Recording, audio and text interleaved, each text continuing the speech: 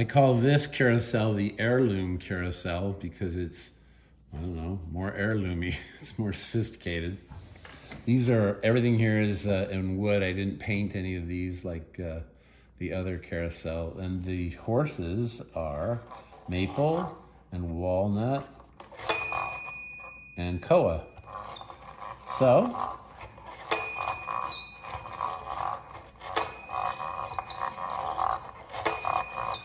the way this one works is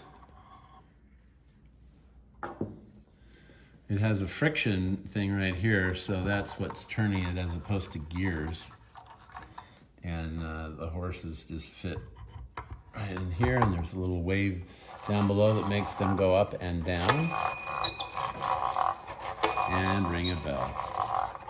Beautiful. Up here is walnut, maple, that's oak, this is mahogany, mahogany, mahogany, walnut, mahogany.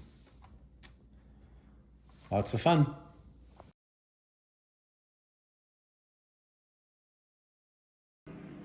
Here's an in-process shot. I'm what, 30% of the way through? It's coming.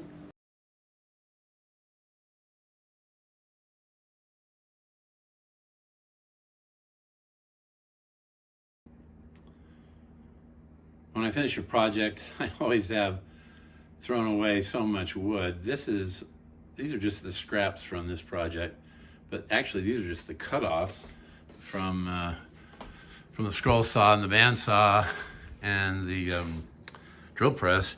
Here is all the other wood. Anyway, I decided to throw that in. I don't think I've ever taken a video of all the leftovers.